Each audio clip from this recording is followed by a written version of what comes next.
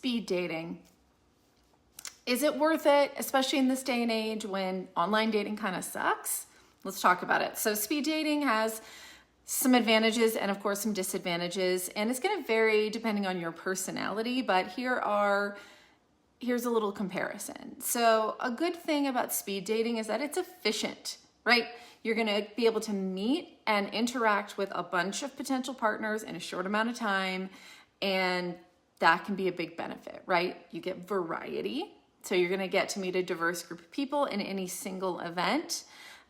It's low pressure. You know, you're not meeting somebody for a dinner date. It's quick and low pressure, low expectations, really. Quick feedback. You get immediate feedback. You're not going to get ghosted at a speed dating event. And I think this is a good one. It gives you practice for conversational skills and social skills. That can be intimidating, but I think it is pretty valuable. The minuses. Obviously, it can be a little superficial. You don't have a lot of time with somebody, so you may be judged and you may be judging based off of looks, but we also do that online.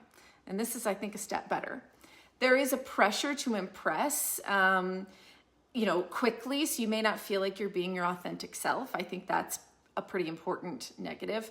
You have limited insight on someone, right? You're not going to really know about their values and things off of that limited reaction or interaction. And rejection. You may not enjoy the fact that you kind of are faced with an immediate validation or rejection, and that could be kind of painful or hurtful. So I think that speed dating, especially in right now, people are very frustrated with this idea of swiping, especially men who feel like they really have a big disadvantage on the way swiping kind of works for men. And, like a top percentage gets swiped and everybody else doesn't. And that can be hard. So I think that speed dating events maybe could have a resurgence. And I think that there is something interesting there, because even though you don't get to have a lot of interaction with someone, there are some unspoken things that just come across that are subconscious when you meet someone, their vibe, whatever you want to call it, their energy, and their smile that you just don't get from a picture and a one-line bio on Tinder, right? So I do think that it is a great way to just have those, do you kind of instantly take to them? Is there a little bit of chemistry? Did they make you smile or laugh? And then you move on. So I think that is a really interesting and way to sort of break free from this chronic online dating swiping cycle that so many people are caught in. So I think it's overall really a good thing to try.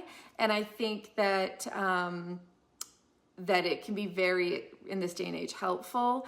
But just because you get to actually meet people, as opposed to just stagnant photos and maybe never being able to break through and never being able to get in even a 2-minute conversation with someone because you can't even get a swipe. And that sucks. And it's hard for dating on both ends. It's hard for women too. Trust me, it just kind of sucks, online dating, for different reasons. But there's so much that can come across about a person, even in a matter of minutes, that just cannot come across in a photo. And so I think it can be a very positive kind of event for both people. I would love to know if you've ever attended one of these events. Was it positive? Was it negative? I can understand if you have social anxiety that this seems like a nightmare scenario, but you can do some research before you go to an event, kind of on how to talk to people when you're networking, how to introduce yourself, how to make a good impression in a short amount of time. And then you can kind of use that over and over again, as opposed to having if you're meeting 20 people or 25 people, you don't have to come up with 20 or 25 completely unique things to say to each person, right? You can learn a few things you're going to say, and then make sure you're listening and taking in what they're saying, and maybe that can lower the anxiety levels just a little bit.